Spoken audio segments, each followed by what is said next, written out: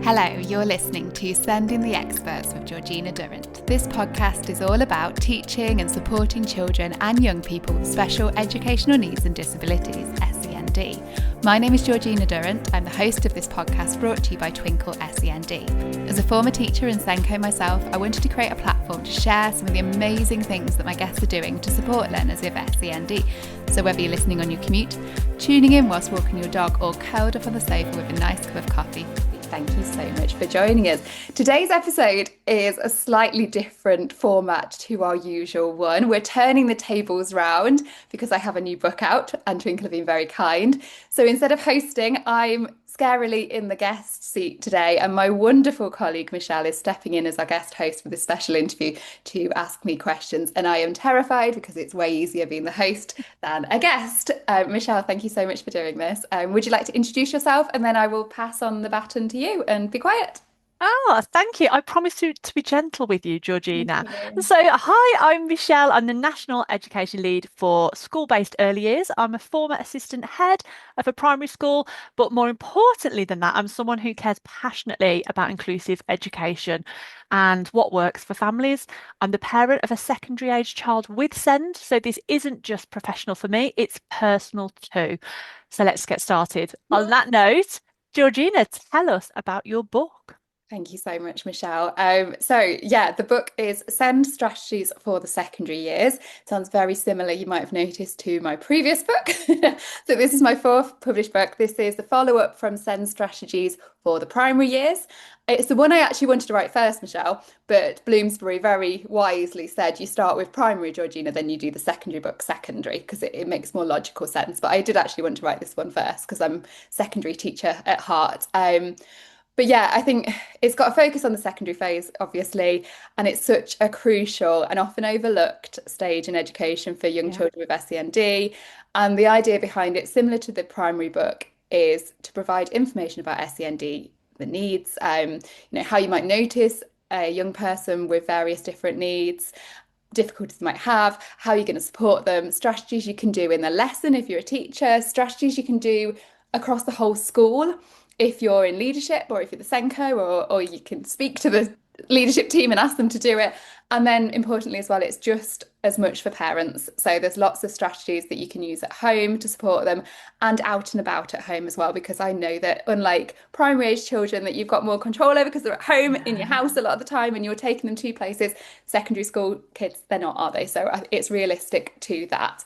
And I think it comes at a time, as we know at the moment, of needing a SEND system to work and Mm. support children with SEND. But realistically, as much as I want to change the system, this book can't do that, but it can support people right now whilst they're sort of waiting for a system to work for them. So there's loads of practical strategies that you can read in the book and then put into place the next day when you're in the classroom or if you're at home with your young person, just to support them as best you can. And I'm so grateful. There's been some amazing contributors to the book, like young people, families, like Senkos have chatted to me, teachers have chatted to me. So many people have spoken to me and contributed towards it. And, those voices are really at the heart of it. And yeah, it's just, I didn't want people to wait. I know, like, we're all waiting on this Send white paper. You never know when this episode comes out. It may well, the white paper might be out and the Send reforms might be in full view now. But regardless, we can't wait. Children can't wait. Young people No. can't wait. And they've been waiting for assessments, for diagnosis, for Yeah. EHCPs. And there's things we can do right now to support them. And that's kind of what I wanted people to get from the book. Yeah, absolutely. I think as a parent of a child with SEND, there does seem to be a lot of information for the early years and for when your child's at primary. And then when they get to secondary, it's like you say, they go off to a mystery place behind the doors of the school. There's sometimes very little information, and it Mhm. is hard to find information out there. So Yeah. I really welcome this book. I'm very, very excited, very excited. Thanks, Michelle. So you open the book with the words postcode lottery, broken, crisis, under-resourced, and inequitable. Tell us about that start to the book and what made you feel that now was the moment to write a book focused on the secondary years. Yeah, so those words I think sort of reflect the reality of the SEND system at the moment. Mm. they were ones that I picked out from headlines in the national press because it's in the national press a lot at the moment. They were sort of the keywords that were coming up there. There were also the words that families are using on social media and in Yeah. chats and, and teachers are using and the words in the headline. And I think even the education secretary, didn't she? She described the system as neglected to the point of crisis at the Yeah. moment. So it's just to illustrate that picture, but also because I didn't want the whole book to be about the problem. I wanted to do a short bit in the introduction. This is the problem. I get it. I get it's Yeah. really rubbish at the moment. But then, realistically, people haven't picked up the book to hear me moan about the sentence system. They can work with me and hear me do that. As Michelle hears me talk about quite a lot. But they haven't picked the book up for that. That's a pointless book. Like it doesn't help anybody by me Mm. just complaining over pages and pages about what the sentence system looks like. Um, Instead, I wanted it to be practical. So I wanted to get that bit at the beginning and then go Mm. on to some of the statistics around waiting time, some of the statistics about what's actually happening. But then, yeah, people have picked it up for solutions. They actually want some strategies from it. They don't need someone telling them what they already know. So, yeah, it also felt like the right moment because we're waiting, aren't we? And I Yeah. just feel it just makes me feel so cross that people are waiting. I think when I wrote the primary book, I was naively hoping that it would get published and then it wouldn't be needed because something would have happened systemically and everything would be Mm. solved and it wasn't. And then I remember thinking, right, well, I do need to write the secondary book after all because it's still not Yeah. sorted. Yeah. And then I did think the same. I wondered by the time this book came out, if things might have got better. Maybe I'm just too optimistic, Michelle. But yeah, this book is what you can do, even on the backdrop of things not working, even with the chaos and noise from the press, Mm. what you can actually do and what you have control over. Because I think parents and teachers feel of children with SEND and those children of SEND themselves haven't had a lot of control recently. Yeah, definitely. And we can sometimes feel like we're alone in our Yeah. struggles with the system as either an educator or a parent. So having those practical strategies is really, really welcomed. So you're really clear that this book isn't about waiting for system level reform, but it's about what we can do right now. In your opinion, what mindset shift do you hope teachers and parents take from the book? Yeah, and I think even when the reforms happen and we find out there's still going to be a period of Mm. of us waiting for things to be put in place and if they're not the right things, what we do then. So I wouldn't I think parents and teachers feel a little bit helpless about SEND and supporting young people. So I wanted them to feel empowered. Is yeah, yes, things are struggling, the system's struggling, but it doesn't mean we can't make a meaningful difference. And there are so Yeah. many, like when researching this book, there's so many amazing parents. We know parents are brilliant. And there's so many amazing teachers and Senkos and people making like small adjustments in the classroom that make such a Yeah. difference to the young people in that school or the young people at home. And that's yeah, they're doing it already. And I just kind of wanted to help empower them and realize what you're doing is a good thing. And here's some more ideas of what more you could be doing to support. And there's lots of mixed messaging, there's lots of uncertainty and lack of Mm. confidence in doing the right thing. I think I've spoken to teachers who are nervous, like they might have a child who they think is autistic or they know is autistic, or a Mm. child who's got difficulties concentrating, but they don't know what diagnosis it is, and it doesn't matter if they knew or not. But they don't know Mm. what to do because they don't want to do Yeah. the wrong thing. So we don't Mm. do anything. And I think that's kind of the hurdle I wanted to get across, like shifting from I can't do anything until I've got a diagnosis or until I understand more about this to I know they're struggling with this area of need. I know they can't concentrate in Yeah. my lessons, or I know at home they're struggling to concentrate on revision, but I can do this to support them right now, Mm. regardless. And I think that mindset shift is really Yeah. powerful. It's something that anyone can adopt. It's just thinking, right, this is what I've got in front of me, and this is what I can do to help right now. Yeah. Really empowering as well, which is Oh, lovely. exactly what we need. Really empowering. You've structured the book around area of need rather than diagnosis, and you've just mentioned that a little bit Yeah. briefly. Why was this approach so important, especially when thinking of secondary settings? Yeah, I think because we don't teach diagnosis, do we? We teach children. We do. At the end of the day. And I think when I wrote SEND strategies for the primary years, I remember having a conversation with somebody who I really respect in the SEND field, and she gave me some great advice. And she said, don't do it on diagnosis because there's so many children that haven't got a diagnosis yet or are Yeah. waiting. But also, just you've also got the danger of people using it to sort of diagnose children themselves in a weird, in a Yeah. different way, or sort of Mm, preempt what they think. And so yeah. I didn't want that to be the focus of the book. Instead, I just wanted it to be, these are some of the needs, and this is how you can support with those various needs. It doesn't matter if they've got a diagnosis or that they haven't. We don't know what's going to happen with EHCPs. We don't know what's going to happen with waiting times for diagnosis. None of those things are in our control, but No. we can see what the areas of needs are, and Yeah. we know what strategies work well for that. So it's sharing that. And I think in secondary school, it's really common for pupils to have unmet needs or unidentified Mm, needs. And some might be masking, some might have been waiting for assessments for such a long time, some might never receive a formal diagnosis at all, even though, lots of people end up after school getting a diagnosis for yeah. various different things. And I think by focusing on the areas of need, so things like emotional regulation or literacy or sensory Mm, processing or communication or concentration, all of those different things, you can support every young person who's struggling, not just a few. And I think that's where we're struggling a little bit in schools, regardless of whether or not they've got a mm, diagnosis. And it helps teachers, or hope to help teachers, feel more confident because they're responding yeah. to what they see, not what they're waiting to be told they're going to Yes. see.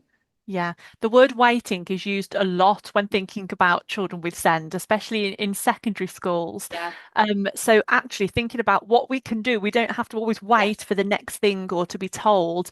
It's really refreshing to think actually these are practical things that we can put in place. Yeah, because they've waited too long, haven't they? If they've got to Yeah. secondary school and we haven't Yes. identified their needs, for goodness sake, like they can't wait Yes. any longer. No. And I think from the research as well into the book, and I know I mentioned this before we jumped on the on this interview, Michelle, like the research behind it, it's horrible some of the stuff I was finding out. Mm, It's when when primary school children, some of the effects of like not identifying need early for primary school kids is awful. Like, it's mm, things, and it might be like if they're not identified having speech and language difficulties and we're not yeah. supporting them, they might struggle in the playground to make friends and they might struggle to access the learning, which, as a primary school child Mm, is very, very important that, and we need to support them. And don't get me wrong, I'm not trying to say that's not a big thing. But when they get to secondary school, the impacts and the things that I was mm, reading, when we're not supporting them properly and they've got unmet needs, it's things like criminality they could end up in. yeah. It affects their employment, it affects all of these big massive life Mm. things, and it's terrifying if we get it wrong for these children what the impact can be. Terrifying, the thought of waiting to Yeah. put something in place for these children. Yeah. Yeah, absolutely. So thinking about the transition to secondary Yeah. school, we know that secondary school brings new pressures, academic, social, and emotional.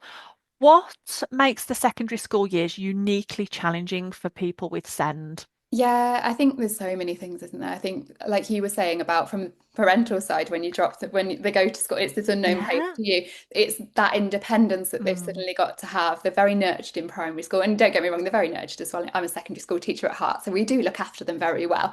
But it is very different. They haven't got that mm, one teacher that they're with all the time. They're moving from lesson to lesson. yeah. There's a lot of different things. There's also a lot more sensory. The environment sensory wise isn't great in a The secondary school. school The school bell. bell. I've written Ah, about the school bell in the book, oh, Michelle. And there are gosh. some, but this is what I'm saying. There are things you can do. The school bell is a nightmare for so many children. Mm. And there are so many things you can do about school bell. So some schools I was talking to have just got rid of it. They've just gone, no, we're not having the school Let's bell do anymore. it. We Why? don't have it. You Why don't is it actually, still turns out there? you can manage without it. I know, shock We horror. get through the rest of our life without a bell. Like, I know. yeah, we can do it. Exactly. So yeah, it turns out we can manage without a bell. But also some schools were doing really cool stuff. So they had a student voice. They spoke about the bell. They didn't, lots of kids turned out loads of children or loads of young people didn't like the bell. So they recorded children speaking instead saying, it's time for your next lesson. And like, or put some were doing some music, and they Oh, chose the correct music, some really nice calming music that would happen instead. oh, that's And there's like lovely. some really cool stuff that schools are doing that's slightly different, but it won't upset Ofsted. We don't No. need to worry. It's just slightly different and way more Yeah. inclusive. And it's thinking about children's needs first, which is so important. But yeah, I think the demands academically suddenly increase, don't they, when you go into secondary Mm, school? The language becomes more complex, not just, and this was really interesting research, it's not just the language in the lessons, because, science is like a whole different language when you're in secondary school, got yeah. loads of new words, but it's like every subject has its subject specific Mm. vocabulary, but then they're also getting in the playground really complex language because you've got all this sort of, and I'm going to sound like I'm really old, but like slang and street talk and all of that sort of stuff, like Great different talk. words. Um, Yeah. and then remembering as well, which can be really difficult for some Yeah. young people, remembering when to use certain tone of voice and certain language Mm. with one person, but it wouldn't be appropriate to use that those Mm. same words with a head teacher. Yeah. But if you then spoke just in the same way to teachers as you did to your friends wouldn't hang out with you as much because of the Yeah. social nuances around you sounding Yeah. too grown up and We're exposed to so many more people, aren't we, at secondary yeah. than we have been at primary? And it's so complicated. Like socially, it's complicated. The pace is Mm. faster. Expectations around independence, suddenly grow. The social world becomes really complicated. I think Yeah. not just for girls, but especially for girls. I think it's incredible. I remember it well. It's very Oh. complicated at high school as a girl. And the stakes are higher, if you get things wrong, like I was saying, if you get things wrong, if we don't meet these needs now, it doesn't just affect friendships and test scores. You're influencing long-term outcomes Mm. here. Like we've got to get it right for children well, we've got to get it right for children full stop. But in secondary school, we Mm. can't not get it right because, it affects their confidence, their mental health, their employment opportunities, their Mm. vulnerability to exploitation or criminality. Yeah, timely support is so, so important at secondary school. And I think one thing that annoys me, there's a lot of focus at the moment on early identification and support, which Mm. I fully support. I think it's great, but we mustn't forget secondary school children in this sort of in this focus because timely support is timely and it can be timely for secondary school. It doesn't just mean early years. Yeah, absolutely. And you've touched upon there the importance of timely identification and support. Why do you think so many needs go unnoticed until secondary school? Yeah, I think the speech and language chapter, so the first chapter's on speech and language, and that one was really interesting, was lots of children can manage until they get to secondary school, then that sort of language or literacy as well sort of Mm. jumps significantly in secondary, like we were saying with all the different subject specific vocabulary. And so those sort of difficulties you might have got away with in primary school a little bit more. You Yeah. can't quite keep up potentially with the literacy demands and with the language demands, and Mm. that it suddenly becomes more apparent. But secondary's by the time they get to secondary, this is another thing that's really hard to unpick, is by the time they get to secondary, they will have, if they've not been identified with a certain need by the time they've got to Mm. secondary, then they've got incredibly effective coping strategies and skills and Yeah. workarounds and ways to hide it essentially from us, especially if they're masking it. And that these, they're not doing it on purpose. Often Mm. it's completely subconscious, but they might appear to be managing and it's really hard to notice them when actually they're working like twice as hard with Yeah. these workarounds and strategies and ways Mm. to hide Must it. be exhausting. Absolutely. And Mm. then there's the whole like social bit of you suddenly don't want to be the child that needs extra help. Maybe at primary school you were okay with that, but Yeah. now you really don't want to look different to anybody else and you want to just look like you're understanding it or the Mm. opposite and you think it's easier to mess around in the class because then Yeah. I prefer to, wouldn't you? Like I would prefer to Yeah. be the funny kid in the class than for people to know that I was struggling. See, Mm. yeah, there's so much. That's why there's a whole book, Michelle. So much. We need a whole book on this. We Yeah, do. That's what I definitely. thought. But also, I think, they get they don't just they get unnoticed at secondary school as well because secondary teachers, it's no fault of their own. They've got Mm. hundreds of pupils a week to see. I Yes. remember parents' evenings in the first term, and you'd be like, some of these classes you've taught once a week, and you've got to remember every single person's name, let alone their needs and identify Yeah. their needs. I think that's really hard, and I think something probably Mm. policy level needs to happen to support us in, I don't know, key people to Mm. help build those relationships up. But it's going to be so hard for them to spot these subtle patterns that if you're only seeing them for like a week, Yeah. a week, once a week, how you As a can. primary school teacher, I can't even imagine that because I'd feel like I always knew my 30 children really, really well because I was with them for longer periods of time than I was my own children a lot of the time. Yeah, But seeing like several hundreds of children a exactly. week, it must just be, it's impossible to remember everyone's needs, Exactly. surely. And let alone then know their needs and know how to support them or realize that Yeah, they have needs that nobody else has noticed. There's so much. It's really hard, but you can do it. you That's what the can. book will Yeah, help read the with. book. So we've talked about the bell, the school bell, Yes. and your book is full of practical no wait strategies that can be Yeah. used immediately, which is fantastic. What are a few that secondary teachers often overlook but can make a big difference? Yeah. I think the first one, and the one that sticks out and one I'm quite passionate about is like the sensory audits. The bell Yeah. falls into that, but just looking at you, and I look back and when I'm saying this, I can see my classrooms that I've done myself, and I'm thinking, gosh, I wish I'd have known to do that. So I get it, but like Yeah. looking at your classroom with different eyes and thinking, is it too noisy? Have I got like have I Mm, is there anything I can do to make my classroom better for children who've got sensory differences? Because people don't experience the world in the same way everybody else does, and it's so important to make sure we're thinking about mm, sensory. But yeah, there's so many things you can do, like, and there's a whole book, so it's really tricky to pull them out, but reducing the amount of spoken information given at once, overwhelming people, mm. visual supports, massive fan of visuals, put them everywhere. I think we use them a lot in primary schools, but Yeah. in secondary, we're not using them. Well, some do, but not as much consistently Mm. across the school. Breaking tasks into smaller steps, giving more processing time. Somebody told me you're supposed to ask a question, then wait, is it 10 seconds, Michelle, for someone to answer it? But Can we you can feel imagine? like that's an awkward silence, can't we? So I we want to couldn't. fill that. Yeah, even then I was feeling then. Yeah. I couldn't manage to do that as a teacher, but apparently it's the way forward. And then it enables everybody to have that processing time. So I think thinking about how long if you're actually giving people long enough to answer a question, Mm. checking, like understanding in different ways rather than, privately perhaps rather than publicly, Yeah. offering movement breaks. And I don't mean, not in the same way as in primary school. I'm not under no illusion that you're going to set up some corner and they're going, no offense, primary colleagues, but you're going to set up some corner and they're going to do some star jumps. 'Cause probably don't want to do that. I But don't think so. some might. I can think of some kids that might have enjoyed doing that. But movement breaks can be like helpful movement breaks. They can be handing the books out. They can be, lifting something for you. They can be little bits and bobs that get them Yeah. out of their seat just to help them focus. I remember somebody saying to me they had a child in the class who wasn't concentrating very well and just wants to be out of their seat all the time. They said, Georgina, how can I get them to stay in their seat? And I was like, why don't you let them get out of their seat? They were like, what? And I was like, why don't you give them the books to hand out? Why don't they be your helper? Do all of that and see if then Mm. they focus more on the thing. And I think, it wasn't their fault, but sometimes it's easier, isn't it, when you're not in that Yeah. situation, when you're looking Of from afar, you're like, course. oh, Yeah. have you tried that? And they're like, yeah, that worked. Yeah. If you've always done it that way, of course, yeah, and you were trained that way. But yeah, let's actually let the child out of their seat. Shock horror. Um, Ah. and then I suppose like there's a whole chapter on organization, which I think is really helpful, Mm. and like concentration and organization, which is really helpful for revision techniques and all of that side of stuff that Wow. we have to think about. But you know, we're helping kids who then become adults with like a toolkit of strategies. These Hmm. strategies aren't just strategies they're going to use in the secondary years. They're going to be things they Yeah. use for the rest of their lives and they can use them and work out which ones work for them. It Mm. might be, routines and checklists. I have a checklist on my desk right now that I use to help me know when to do things like this.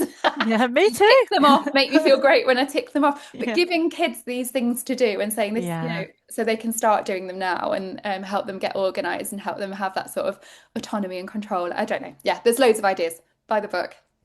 Sounds so exciting. How can teachers balance the demands of a busy secondary timetable, which we've touched upon, with the need to personalize support for young people with SEND? Yeah. And I think that was like the biggest thing in my head when I was writing this book because it's Yeah. hard. Like we said, there's so many kids there and you're thinking, how do you do it? Mm. And you could just look at it and think that's impossible. We can't possibly do it. Yeah. Yeah, but I'm not asking you to do 30 different lesson plans. That would be ridiculous. Mm. We're trying to just make a lot of the things we can put in place benefit everybody. They're a Yeah. change for everybody that you support these children first, and it means everybody, it's more Yeah. accessible for everyone. So universal strategies, I suppose, that can make an impact for everybody. And personalization as well doesn't have to be something massive. I'm not Mm. suggesting huge, big changes that you're going to have to do in every single lesson or huge, big changes that you're going to have to do at home. But, in class, it could be just thinking about the seating choice just a little bit more, just for one Yeah. more minute when you're thinking, oh, Mm. actually, loads of people walk past that area and I might not sit so and so in that thoroughfare because they've got sensory Yeah. processing difficulties. Mm. So and so gets knocked into a few times and they feel dysregulated. That's Yeah. all I'm saying. It's not a massive change. No. Might be just you remember to do a quiet check-in with so and so on the front row once in a while. It Mm. might be that you just change and have a predictable routine. So you just have a routine chart on the wall Mm. that helps everybody with that. And there'll be children or young people that when you're doing these strategies, you'll probably never know that it helped them, and you'll never know Yeah. that they had any extra needs. And by putting these Mm. universal strategies in, you're helping way more than just children you're probably intending to help. Yeah. Yeah, of course. And that leads on to my next question. So you emphasize that strategies are grounded in a neuro-affirming approach, which are central to this book. What does that actually look like in practice for teachers and for parents? Yeah, I think this is so important. And I think it's Mm, recognizing that neurodivergent young people, they're not broken, they're not wrong, no. there's not nothing to be fixed. They're just experiencing the world slightly differently. Hmm. And we need to adapt to them more than they need to adapt to us. We're not trying to get them to fit into our way Yeah. of socializing, our way of acting. All of it doesn't need to be like that. So things like we're adapting the environment rather than expecting them to change for our environment. So Yeah. yeah, like the school bell example, for example. We're valuing different communication styles. Not everybody likes to communicate in the same way or is able to communicate in the same way. Mm, So enabling different ways to express your ideas. You know, avoiding language that implies deficit, I think is really important. Celebrating strengths, but yeah, just giving, and you've got to remember young people and then becoming adults, we need to give them sort of autonomy and choice and mm, support them with that and listening to their lived experience and what's actually going on and properly listening and understanding and taking it into account. You know, we're mm. creating conditions where they can thrive. And we're not trying to get them to fit into our mold. And I think that's Yeah. really, really important. Yeah, we want them to thrive, not just survive. I've heard that so many Exactly. times, but it's so true, so It powerful. is. The podcast I did before this, I spoke to Dan Tresman, he's a special school head, and he was saying about, and we were chatting about needs being met. And we were like, isn't it awful that we talk about needs being met as if that's the bit, that's what we're aiming for? We're Yeah, not, is it? We're aiming for the children to absolutely thrive, surely, not just, oh yes, their needs are met. yeah. That's not Tick, we've enough. done our job. Yeah. Yeah, Can you imagine as a parent though, knowing your child just their needs are being met? Like, I'm sorry, yeah. that's not good enough, is it? No, And they're as a warm. teacher, Yeah, it's not at good home, enough. if their needs were met, yeah, they're warm. They've got a roof over the head, basic food. You know, Sorted. we want more. We want Yeah, and more than that. teachers want more than that. And I think, yeah, I think we just, yeah, absolutely. So this book includes case studies from young people and adults reflecting on their secondary experiences. What did you learn from these stories? So, so much. It's probably the best bit of the book is the bit I haven't Oh. written, Michelle. So like in the primary one, each chapter has at least one of the chapters has two case studies because I just thought both of them were brilliant. But they're at the beginning, before I even start writing, there's a case study from Oh, either a teenager who's in schools at the moment or an adult who's reflecting on their sort of yeah. teenage years in secondary school. And I'm so grateful for their time and sharing it and being so open and honest. And I Mm, think the biggest theme is just this importance of identifying them early enough and giving them yeah. support. And so many of them said they wish they'd had their needs supported earlier and Oh, recognized earlier. That just came up again and again and again. mm, And another theme was just how important just one adult who can make a massive yeah. difference to them. There's always one, and I think we all probably have that when you think back to school. There's one teacher Hmm. in your head, isn't there, that made that Yeah. difference. And how amazing, like teachers listening, how amazing if that's you. Do you know what I mean? Mm, You will be making a massive difference to learners with SEND in your school. And you know, that adult who believes them, who listens to them, who understands things, who makes those adaptations and makes it mm, easier for them in the lesson, and those small acts of understanding that can stay with yeah. people for their entire lives. Like I'm not overestimating the impact No, no, that not at all. those little tweaks. Yeah, and I just think it made me realize how powerful it is when young people are. Oh, you are making me emotional, Michelle. When young Do you people know what? feel I'm understood. starting to tear up a little bit as well. There's somebody I'm thinking of in my head That's what it at is, my isn't it? daughter's school. Yeah, and I'm thinking, yeah, that person absolutely does this. Yeah. Yeah, and it does make you feel emotional. Like it's just how powerful it is for a child just to be Mm, understood. And mm. also how damaging it is if they don't have that person at school or anybody that understands. Oh Oh God, God, I'm going to be you just emotional. set me off Oh God, now. no, genuinely, but it makes me feel so cross the thought of some, yeah, Mm, and this, yeah, but yeah, so many of them talked about feeling like invisible or misunderstood or, you know, being mislabeled of being mm, difficult or lazy or all of these horrible things when they yeah. were just struggling and they just needed some extra support. And then they Mm, shared stories of, you know, teachers who made them feel safe, who made them feel yeah. valued and capable, and that they could do anything. And that stays with people like for their Yeah. entire lives. And I think teachers don't underestimate the impact you can have because even just doing some small little tweaks can make Yeah. such a difference to people's lives. Mm, yeah. Oh She's not gosh. crying yet. I'm gonna move on before the tears start. So, despite the challenges, what gives you hope about the future of SEND support?